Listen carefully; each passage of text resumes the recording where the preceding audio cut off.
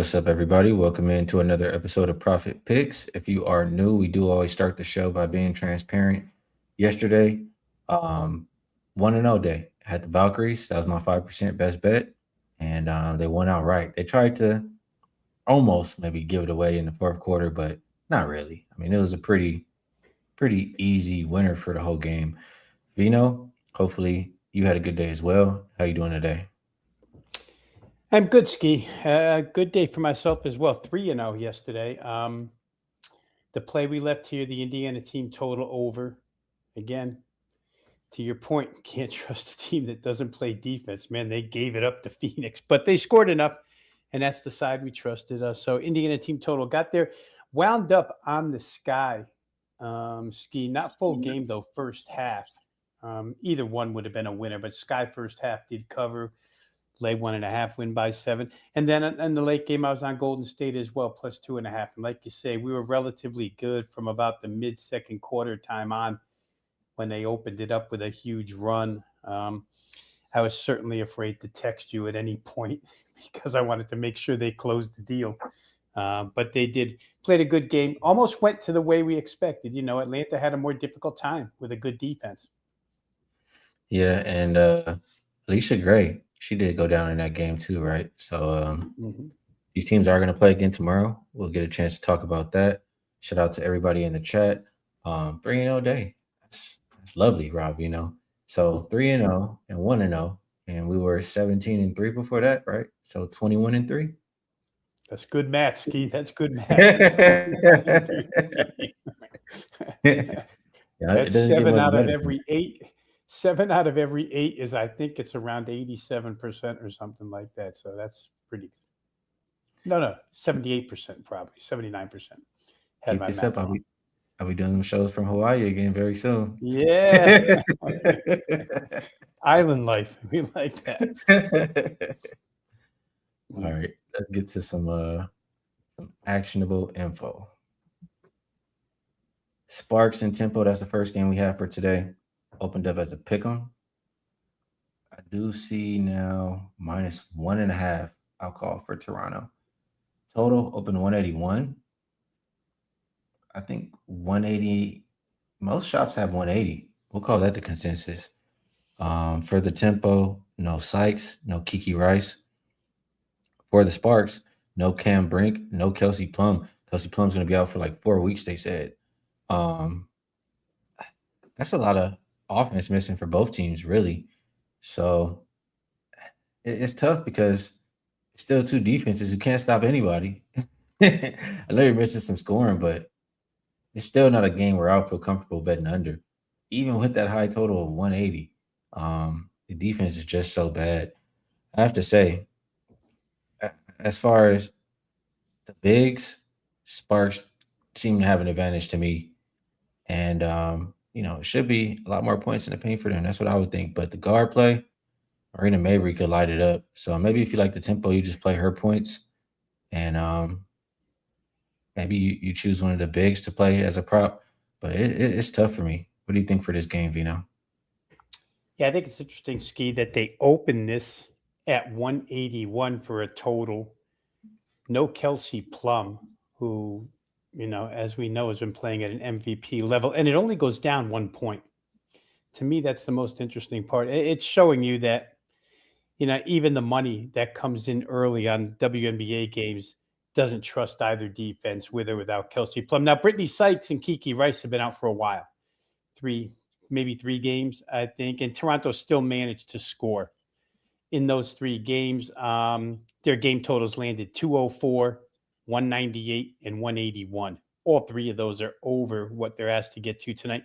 The key for Toronto, I think, is that Sabali comes back tonight. So it gives them at least one front court presence. She missed like 5 in a row.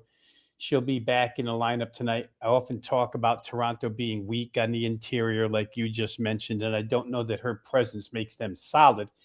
Gives them a little bit of interior presence, like I say, scoring wise, maybe defensive wise, but it's hard.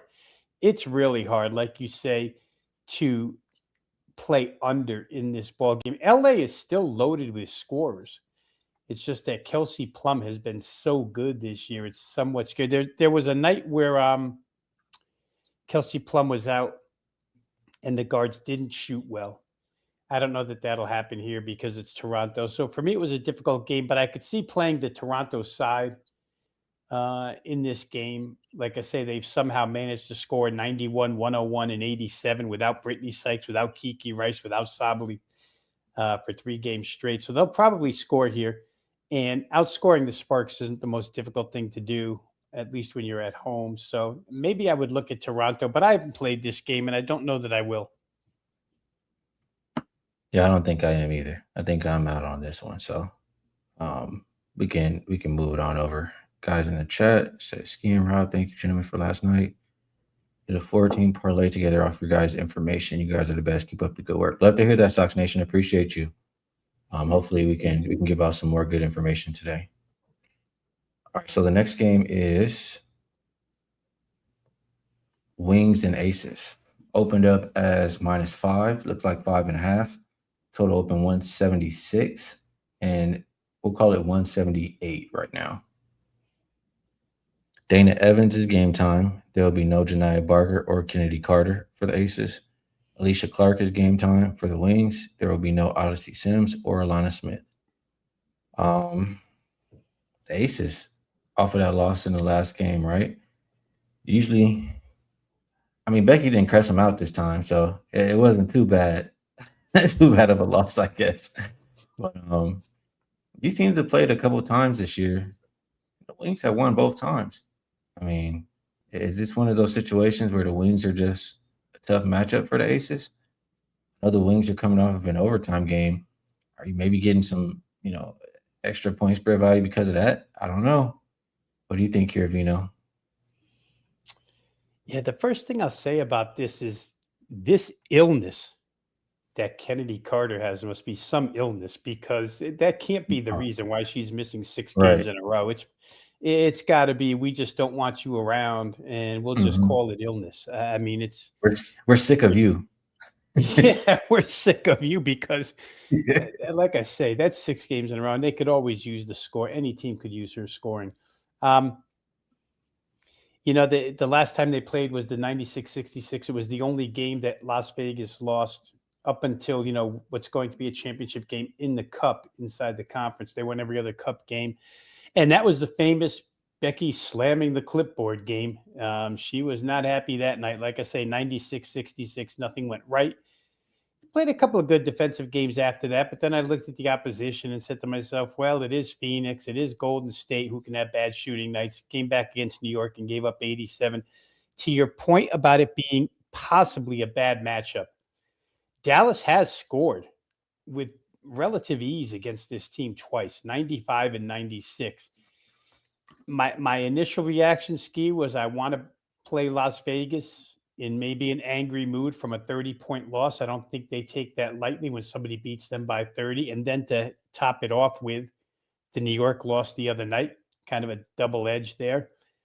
But then I almost am talking myself into over in this one because if Dallas can score the way they've scored against them twice in a row, then this game's going to go over because I do believe Las Vegas is going to have a far better effort offensively than what they had against the Liberty the other night. And they'll certainly score more than the 66 that they scored against Dallas prior. That game lands 162. We're asking for 16 more to get there tonight because you can get 177.5 out there. I don't know. I'm kind of torn between which way to go, but I do think I lean Las Vegas as the side and the total over. Las Vegas and over. They have been preaching defense for the Aces, but they haven't been able to play defense for a full game. And the Wings offense seems to be pretty good. Market moving it up. I can understand why Veno agrees with it. Dang, we're head to head as far as what we like on the side. Don't like that. But we shall see. We shall see. I haven't got to the window yet. We shall see. Liberty and Storm. This one opened up -12.5. Looks like 11.5. Total has gone up from 167.5 to 171. And you have Satu game time decision for New York. Horston, Ezzy, and Mayer all out for Seattle. Um, I just I just don't like and I don't trust this Seattle team. I know they got some of their bigs back and all that stuff, but I don't trust them. I've seen enough from the Seattle team right now where they're, until they show me some consistency, I'm not messing with them. So it'll be either Liberty or nothing for me, or maybe just expect the Liberty to play solid enough defense, keep this one under something like that. I'm not I'm not betting Seattle. What do you have here, Vino?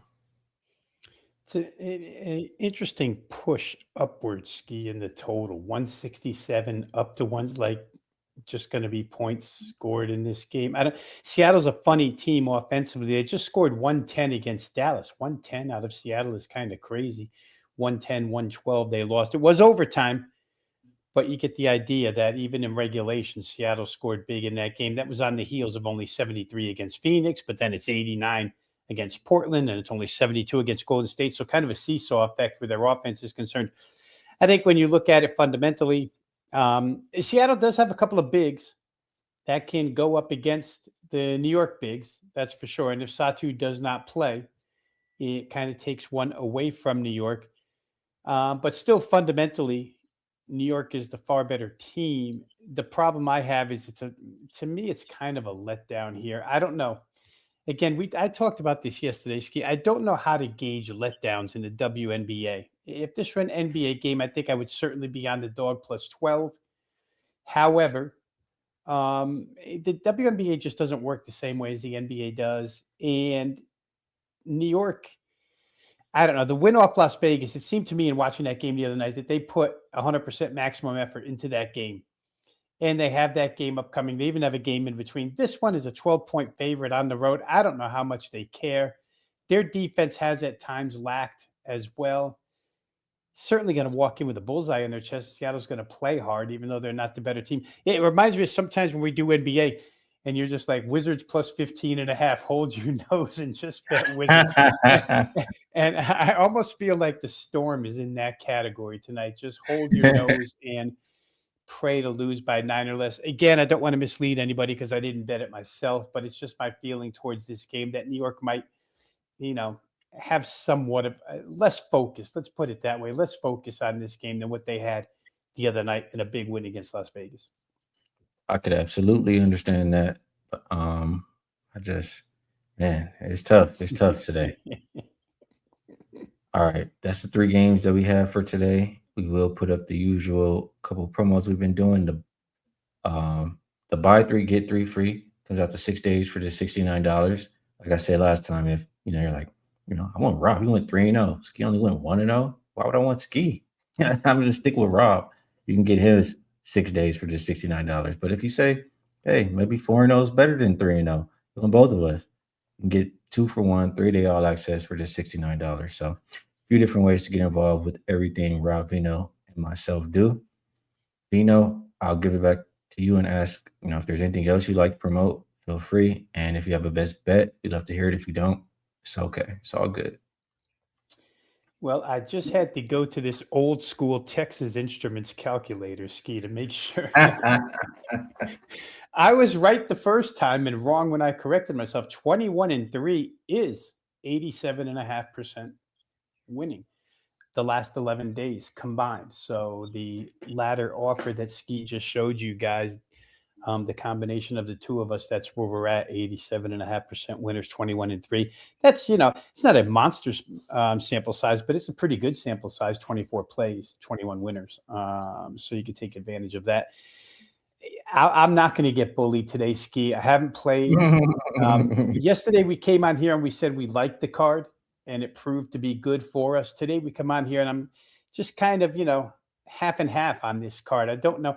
I may get there with something, but right now I don't have it. So I won't recommend any best bet today. Sorry, guys. You could chew me out in the comments section for, not getting bullied here, but I just don't have it for you right now. Yeah, and I echo that same thing. I mean, that's why I'm doing well right now because I'm not I'm not just picking these games that I just maybe kind of like a little bit. No, I'm picking the ones that I love. So